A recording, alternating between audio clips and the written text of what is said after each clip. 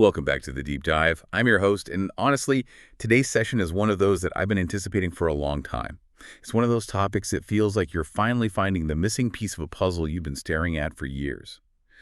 You know, we spend so much time consuming news about global politics, and specifically, if you follow African politics, there is this recurring sense of almost frustration, or maybe déjà vu. Oh, absolutely. It's a very common feeling. You see the headlines, another coup in the Sahel, a constitutional crisis in East Africa, or, a liberation hero in Southern Africa who stays in power for 30 years and starts to look a lot like the regime they fought against. Exactly. It's that cycle. And the question that keeps nagging at me, and I think at a lot of you listening, is simply, why? Why does democratization in Africa so often feel like it just hits this invisible wall? We see the flags change, we see the colonial powers leave, the statues come down, but the nature of power, specifically the abuse of power, it just seems to loop on repeat. It is the fundamental question of post-colonial studies, really.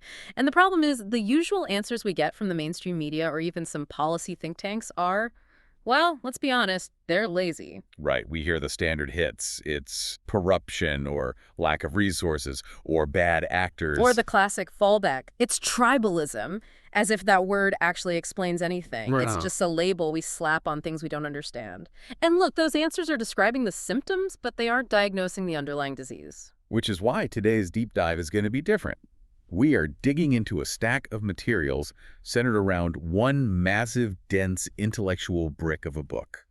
We are talking about Mahmood Mamdani's seminal work, Citizen and Subject, Contemporary Africa and the Legacy of Late Colonialism. This is a heavy hitter. It was published back in 1996, but we're also integrating insights from the preface of the 2018 edition, which is fantastic because Mamdani looks back at his own arguments after 20 years. And I have to say, this book isn't just a history lesson, it's like a schematic diagram for the modern African state. It's the source code. It contains what I would call a matrix moment. You know, when you see the green code raining down behind the reality. Oh, that's a great way to put it. Mamdani basically flips the entire narrative of African history on its head. He doesn't just challenge it, he completely inverts it. He really does. He challenges almost every assumption we have about how colonialism worked and, more importantly, what it left behind. The biggest game changer for me, and we were going to spend a lot of time unpacking this because it just blew my mind, is how he treats South Africa. I think most of us grow up thinking of apartheid as this unique, exceptional evil. The skunk of the world, right? Mm-hmm. A bizarre aberration in history that happened in one place. That's the standard narrative. It's called South African exceptionalism. But Mamdani comes in and says, no. He says, you've all got it wrong. Mm-hmm. He argues that apartheid was not an exception. He argues that apartheid was actually the generic form of the colonial state found all over the continent. And that's the core provocation of the book. It's an incredible claim. He says, if you want to understand the political dysfunction in Uganda or Nigeria today, you have to understand the structure that apartheid perfected. Exactly. He's arguing that colonial rule didn't just draw borders on a map. It completely rewired how society was organized. It created a legacy, a specific structure of power that is incredibly hard to shake because it is built into the very institutions of the state. So our mission today is to unpack this concept of the bifurcated state, a state literally split in two. We are going to look at why we need to stop comparing Africa to Europe to understand it. We're going to break down the difference between ethnicity and tribe, and spoiler alert, that difference is political, not just cultural. And for you listening, whether you are a policy wonk, a history buff, or just someone trying to understand the world news, this is about seeing the structure of power. It is dense material for sure, but once you see the mechanism Mamdani describes, you literally cannot unsee it. It changes how you read the news. Before we dive into the deep end of the theory, let's set the context on the author, Mahmood Mamdani. He's not writing this from an armchair in London or New York, is he? Oh, far from it.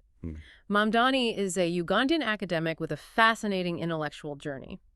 In that 2018 preface, he talks about his time at the University of Dar es Salaam in Tanzania in the 1970s. And you have to understand, Dar es Salaam in the 70s was the intellectual capital of anti-colonial thought. The place to be. It was a hotbed of debate. Everyone was talking about imperialism and class struggle. Right. But his real shift in thinking happened when he went back home to Uganda after the dictator Idi Amin was ousted. He spent years in the 1980s doing research in Ugandan villages. And then, crucially, he spent time in South Africa in the 1990s, right as apartheid was collapsing. And he mentions a specific question that drove him. Right, it wasn't just about economics. Right. His colleagues at the time, many of them were Marxists, were obsessed with markets. They were looking at everything through the lens of political economy. The classic questions. How is the peasant exploited? Where is the surplus value going? Precisely. Standard Marxist analysis of the time. But Mamdani realized that didn't explain what he was seeing in the villages. He realized that economic exploitation didn't explain the violence and the specific type of order he was seeing. He became obsessed with the question, how was the subject disciplined in a colonized society? That's a very different question. It's a political question. Not just how were they exploited economically, but how were they ruled? How was order maintained when you had such a tiny minority ruling over such a massive majority? And that inquiry is what birthed Citizen and Subject. To answer it, he had to clear away a lot of intellectual cobwebs. Which brings us to part one of our dive, the trap of history by analogy. This is a trap that I think we all fall into, often without realizing it. I know I do. It's the default setting for how we learn history in the West. It is. Essentially, Western analysis, and even a lot of African analysis, has historically looked at Africa through the lens of European history. We treat European history as the universal timeline. We assume that the path Europe took from feudalism to absolute monarchy to capitalism to liberal democracy is the path, the only path. And then we measure Africa against that yardstick. How far along are they? Exactly. And when you do that, you end up defining Africa by what it isn't. Mamdani calls these residual terms. Residual terms. Yes. We look at African societies and call them pre-modern or underdeveloped or not yet capitalist. The definition is entirely negative. So it's defined by a lack. It's defined by a lack. It's defined by its failure to be Europe. He uses a great analogy in the book about a student and a teacher to explain why this is so limiting. It's a brilliant critique. Yeah. He asks, can a student only be understood as not yet a teacher? That really hits home. Because if I look at a student and the only way I can describe them is a person who has not yet become a teacher, I'm blinding myself to everything they actually are. You are. You are assuming that the only destiny for that student is to become a teacher. You are assuming a single line of progress. But what if the student becomes an artist or an engineer or something the teacher hasn't even imagined? By viewing Africa only as not yet Europe, we miss what Africa actually is. We miss the specific reality on the ground because we are too busy looking for things that aren't there. One of the specific fallacies he points out is the market fallacy. He critiques a scholar named Goran Haydn who wrote about the uncaptured peasantry. This is a big idea back in the day, wasn't it? It was huge. Haydn looked at African peasants, people growing their own food on small plots of land, and he said, look, they aren't fully integrated into the modern market system like European workers were. They can survive on their own. They're not totally dependent on a wage. Right. He called it an economy of affection. So he concluded they were uncaptured. He thought they were effectively outside the system of modern power. And Mamdani says, hold on, they are definitely captured. Exactly. Mamdani argues that just because they aren't captured by the market, just because they aren't wage laborers in a factory punch clocking in Manchester, doesn't mean they are free. So it's a different kind of capture. A totally different kind. They are captured by political power. They are captured by the state. This seems like a vital distinction. It is the hinge of his argument. If you only look for economic analogies like feudalism or capitalism, you miss the specific, creative, and often brutal ways colonial power actually worked. You miss the clenched fist of the state because you are too busy looking for the invisible hand of the market. I love that imagery, the clenched fist versus the invisible hand. So if we stop looking for European analogies, what do we find? That leads us to the native question. The native question is the fundamental dilemma of colonialism. It's a math problem, really. Picture this. You are a British or French colonial governor in the late 1800s. You have arrived in a territory with millions of inhabitants. You have a tiny, tiny handful of white settlers and soldiers. The numbers are just impossible. The ratio is like 1 to 50,000, maybe more. How on earth do you rule them? You can't just have a soldier on every corner. There aren't enough soldiers in the entire empire. Precisely. It's physically and financially impossible. You need a system that runs itself.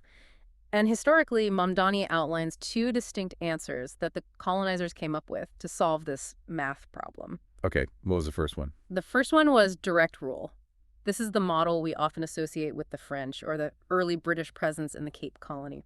Direct rule sounds straightforward. What was the philosophy there? The philosophy was identity. The goal was assimilation. The idea was, we are the civilized world. We are going to bring civilization to the natives. We are going to turn them into black Frenchmen. So in this model, everyone follows the same laws. In theory, yes, there is a single legal order. European laws apply to the territory. That sounds surprisingly progressive for colonialism. Equality before the law. On the surface, yes. But here is the catch, and it's a massive catch. The single legal order existed, but only civilized natives could access the rights within it. And who decides who is civilized? The colonizer, of course. The bar for being civilized was set impossibly high. You had to speak perfect French, you had to dress a certain way, have a certain religion, a certain education. So for the 99.9% of people who didn't meet that bar, They were excluded. They were legally non-entities. They were outside of civil society. In direct rule, civil society was racialized. It was for the settlers and a tiny handful of assimilated elites. so for everyone else? For everyone else, it was just centralized despotism. You were ruled directly by the central colonial state, often through military force, without any rights whatsoever. So direct rule was basically, you can become one of us, but we will make sure almost none of you actually do. And that didn't work very well. It was expensive because you had to keep crushing rebellions, and it bred a unified resistance. If you tell people you can become French and then you never let them become French, they get angry. Right. And they unite against the center. Which is the last thing you want as a colonial power. Exactly. So the colonizers needed a plan B. And this is where the British really innovated. Enter indirect rule? Indirect rule. This is the model Mamdani focuses on because this is the model that won. This is the model that shaped the continent. The British, specifically after their experiences in Natal and later in places like Uganda and Nigeria, pivoted. How is indirect rule different? The philosophy shifted from identity to differentiation. Okay.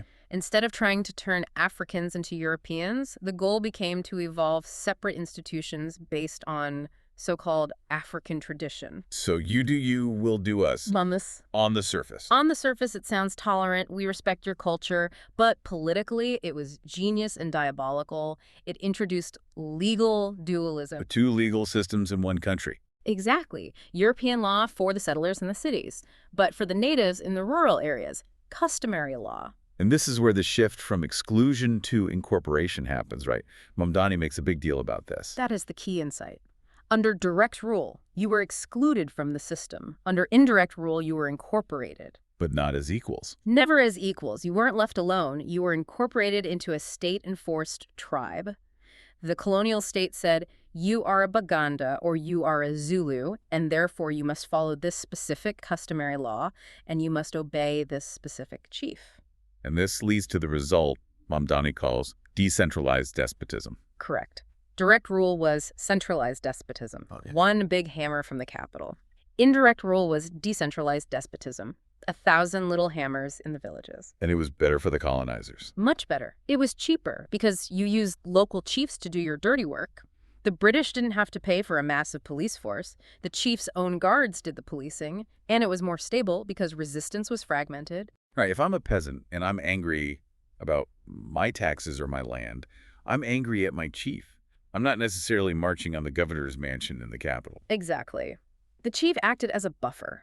It deflected the heat. It turned potential anti-colonial struggle into local tribal squabbles. This brings us to the core concept of the book, the bifurcated state.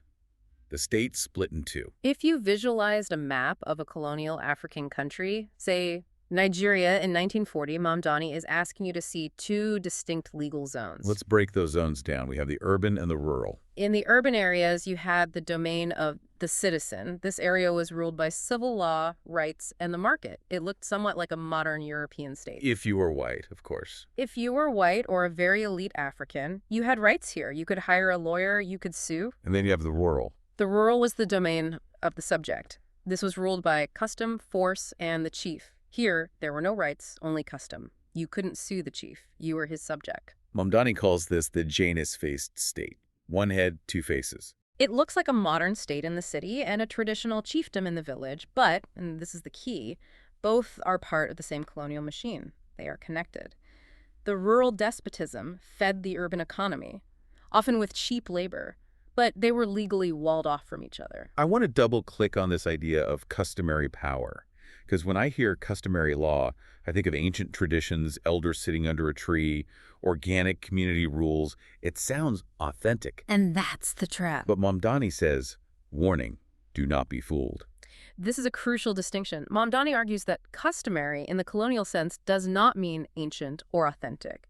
He distinguishes between pre-modern custom and colonial custom. What's the difference? Pre-modern custom was flexible, it was part of the community, it varied from village to village.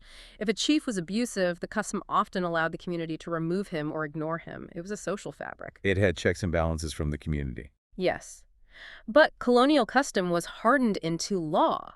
The colonial state took these fluid traditions, wrote them down, and enforced them with the police and the army. They effectively froze them in time. And crucially, they removed the checks and balances. This is the fusion of power concept. It's a bit technical, but it's terrifying when you think about it. It is. Think about the modern West, or the civil society part of the African city. Power is separated. You have a legislature that makes laws, a judiciary that interprets them, and an executive that enforces them. Right, 3 separate branches. That separation is what protects your freedom. If the police arrest you, the police don't also judge you. You go to a separate judge. But in the village. In the colonial rural, the native authority, the chief was all 3. The chief passed the bylaws, legislator. The chief decided if you broke them, judge. And the chief's guards threw you in jail, executive. So the chief is basically a localized dictator. There's no appeal. He is a despot. And Mamdani describes the native authority not as a representative of the people, but as a clenched fist of the colonial state pressing down on the peasantry. Because his power came from above. His power came from the colonial state, not from his people. If the people hated him, it didn't matter, as long as the British or French were happy. That completely changes how you view traditional authority. It wasn't traditional. It was a colonial weapon. This actually leads perfectly into another big distinction Mamdani makes, which is the difference between tribe and ethnicity. Yes, this is one of the most illuminating parts of the book, especially the preface. We tend to use these words interchangeably, but Mamdani says they have opposite logics. Okay, so let's start with ethnicity. He describes this as cultural. Right. Ethnicity, in the pre-colonial sense, was inclusive and assimilationist. He gives the example of the Baganda or Swahili groups. These groups expanded over time. You could become Swahili. How so? If you moved to the area, learned the language, adopted the customs, married in, you were absorbed. It was fluid. It was about culture and language. It was porous. Exactly. But tribe is different. How is tribe different? Tribe, Mamdani argues, is a political and administrative category. Its logic is exclusive and segregationist. The tribe was a legal cage created by the colonial state to containerize people. Containerize, that's a strong word. It's accurate. The colonial state said, you belong to tribe X. That means your homeland is here. Your rights to land are here. Your customary law is this. It pinned you to a specific geography. It restricted movement. It determined your entire legal existence. So ethnicity is who I am culturally, but tribe is where the government says I belong and what laws I have to follow. Precisely. Tribe is a rigid administrative unit. Colonialism took these fluid cultural groups, ethnicities, and froze them into rigid administrative units, tribes, to make them easier to rule. It turned culture into a prison. Wow. And Mamdani uses a really vivid analogy in the preface to explain how this structure affects how people fight back. It involves a slap. Yes, the slap analogy. It's a bit visceral, but it makes the point on structure and agency perfectly.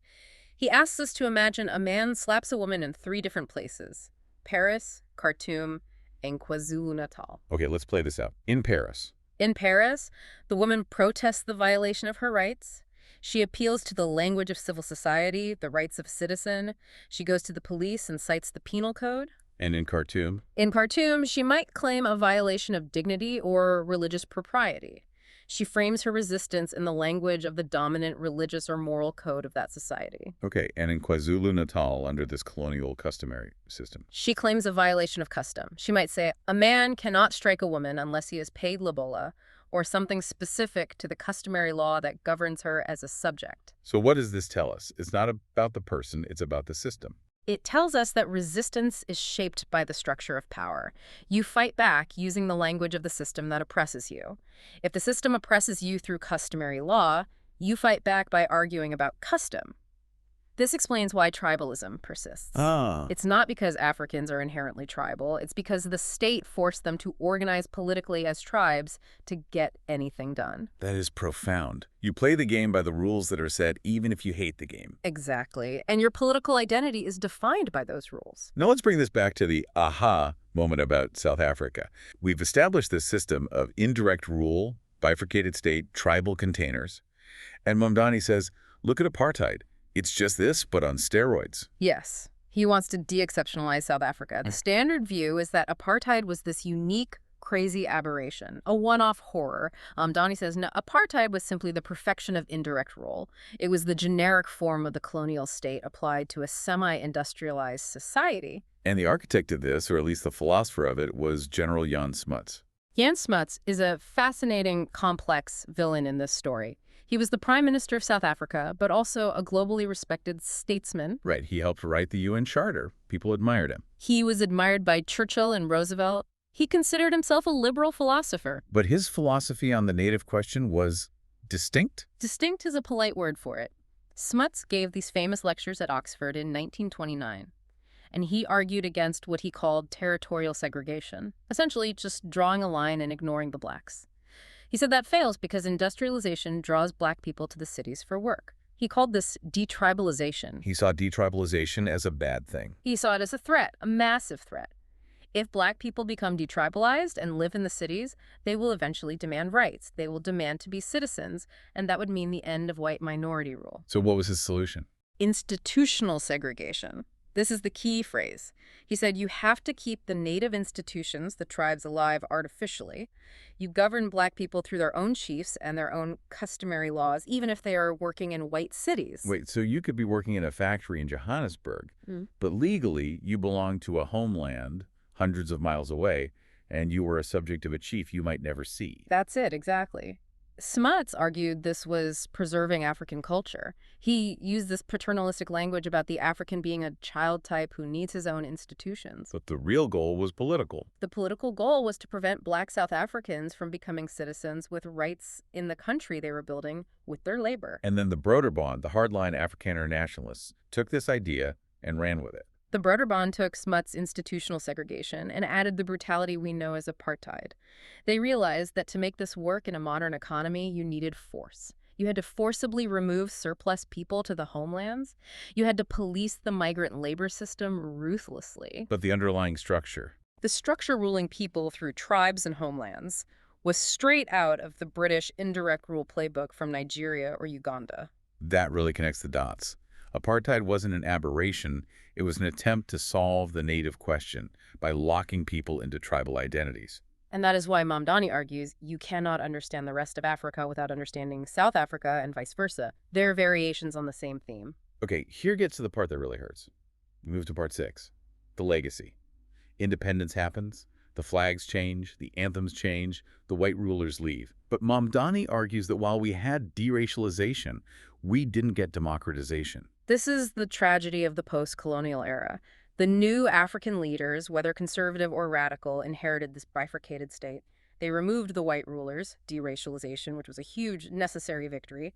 The sign that said whites only was taken down. But the machinery remained. The machinery remained. The new leaders faced a choice. Do we dismantle the structure of the state? Do we get rid of the native authority and the fusion of power in the rural areas? And the answer was mostly no. Mostly no. And you can almost see why. That clenched fist is very useful. If you want to control the rural population, the native authority system is an incredibly effective machine. So if you're a new president trying to hold a fragile nation together, having a chief who acts as judge, jury, and executioner in every village is a powerful tool for control. So the conservative states like Nigeria or Kenya just kept the chiefs. Yes, they kept the chiefs as they were, functioning as local despots for the central government. They just swapped the photo of the queen for a photo of the president.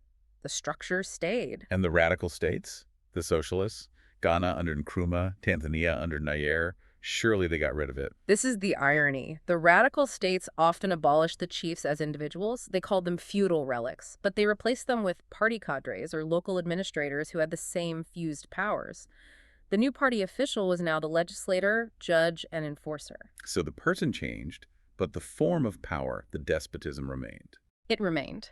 The peasant was still a subject, not a citizen. The title changed from chief to comrade, but the power relationship was identical. So the container survived the change of guard. Exactly.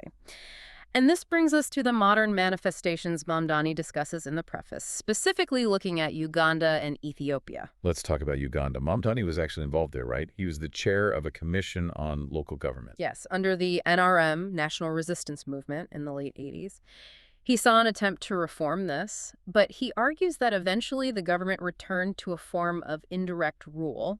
They started creating new districts based on ethnicity. Why would they do that? Political patronage. If you create a new district for an ethnic group, you give them a sense of autonomy. You create jobs for local elites. It's a way to win votes. But there's a trap. A huge trap.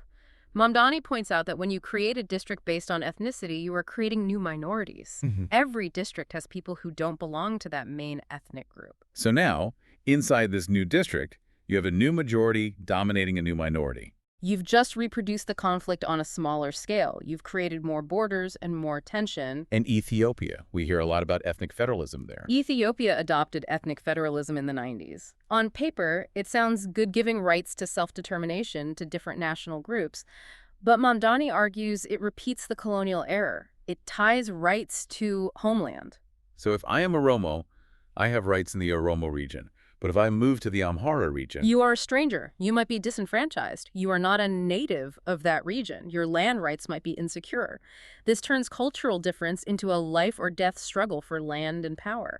It politicizes ethnicity in the most dangerous way. It turns neighbors into indigenous versus stranger. It's terrifying because it sounds so much like the logic of apartheid's homelands, just rebranded as federalism. That is Mamdani's warning. If you tie political rights to ethnic geography, you are planting the seeds of conflict. So we're in this trap. The bifurcated state persists. What is the way out? In Part 7, we look at civil society. The West loves civil society, NGOs, advocacy groups. Is that the savior? Mamdani is very, very skeptical. He calls it the civil society illusion. Why? Remember, historically in Africa, civil society was the society of the white colonists. It was racialized. It was the space where citizens with rights operated. The urban space. The urban space. So simply expanding it doesn't fix the rural despotism. It doesn't solve the core problem. Exactly. You can have a vibrant civil society in the capital city, newspapers, NGOs, debates, but if the rural population is still living under the clenched fist of decentralized despotism, you haven't built a democracy. You've just expanded the club of the urban elite. You can't just have rights in the city and force in the village. Precisely. The challenge, Mamdani argues, is to dismantle the bifurcated state. You have to link the urban and the rural. You have to create a single citizenship for all, rather than citizens in the city and subjects in the tribe. Meaning a peasant in the village needs to have the same rights, the same access to justice, and the same freedom from arbitrary power as the professor in the city. Yes. And that means reforming the local state. It means separating the powers in the village. The local administrator cannot be the judge and the police. Until you break that fusion of power, you cannot have true democratization. It's a massive project. It's not just about holding an election every 4 years. No, elections are easy. Changing the shape of the state is the hard part. So let's summarize what we've unpacked today. This has been a heavy lift. We've covered a lot of ground. I think we can boil it down to 4 key takeaways. Go for it. 1, the colonial state was a bifurcated state. Rights for the urban citizen, customary despotism for the rural subject. Got it. 2, apartheid was not an exception. It was the generic model of this bifurcated state, perfected for an industrial economy. A big one. 3, tribe is a rigid political cage created by colonial law, totally different from fluid cultural ethnicity. A crucial distinction. And 4, post-colonial states deracialized. They got rid of white rule, but they often failed to democratize because they kept the despotic structure of the state intact. And that leads us to the final thought. Mamdani recounts a story in the preface. Yeah. He was in a village in Uganda talking about these reforms, and an elder raised his hand. Yes, the elder asked a question that haunts the book. It's so simple and so profound. He asked, can there be a world without chiefs? Can there be a world without chiefs? It sounds simple, but it's radical. It is. Because for that elder, the chief, or the local despot, whatever you call him, represented the only form of order he'd ever known. But Mamdani is challenging us, and you listening, to imagine a world where local power isn't despotic. So the challenge for all of us is this. We often think democracy is just about voting. But Mamdani suggests real democracy requires changing the very shape of this state. So if we don't dismantle the container of tribalism, are we just voting for new managers of the same old prison? That is the question we leave you with today. Are we just painting the prison walls, or are we tearing them down? It's the question that will define the future of African politics. Absolutely. If you want to go deeper, and trust me, there is so much more in the text, pick up Citizen and Subject. The case studies on Uganda and South Africa are incredibly detailed. It's a challenging read, but it's absolutely essential. Thanks for diving deep with us today. We'll see you next time.